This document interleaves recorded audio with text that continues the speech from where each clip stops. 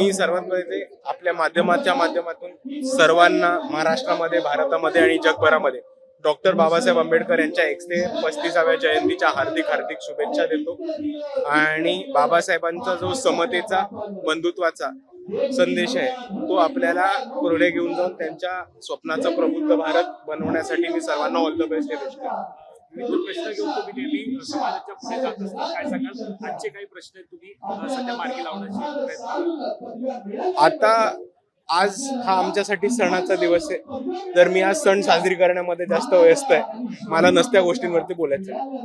राज्याच्या विविध भागांमध्ये सुद्धा अशाच प्रकारचा सण साजरा केला जात आहे, काय सांगाल तिकडे सुद्धा? राज्याच्या विविध ठिकाणी मोठ्या प्रमाणामध्ये भीमजयंती साजरी होतीये आणि आता हा फक्त महाराष्ट्रापुरती फॅक्टर नाही राहिलेला.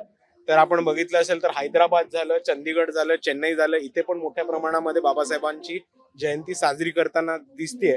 आणि त्याच्यामुळे नुसतं एवढंच एक कळून येतंय की बाबासाहेब एक प्रतीक म्हणून नाही, पण Babasaheb as an ideology, Babasaheb एक विचार म्हणून आज भारताला पटताना आणि सगळीकडे पोहोचताना दिसत आहेत. प्रत्येक भीम जयंतीला प्रश्न विचारला जातो की हिंदू बिल कधी पूर्ण होणार, कधी तिकडे जायला मिळणार, काय सध्याच्या हिंदू बिलचा प्रश्न आहे, नेमकं कधी पूर्ण होणार, कधी? हे बघा, दरवेळेस मला प्रश्न विचारला की मी हेच म्हणतो, हिंदू मिलचं स्मारक बनवून कोणाचा काय फायदा होणार आहे? बाबासाहेब आंबेडकर हे एक इंटलेक्च्युअल माणूस होते, इंटलेक्च्युअल अकॅडमिशियन होते.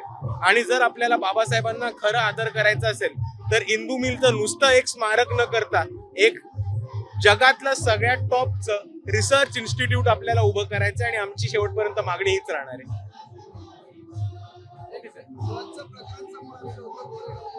दादा, जयंती आहे, मी फालतू गोष्टींबद्दलच बोलत नाही.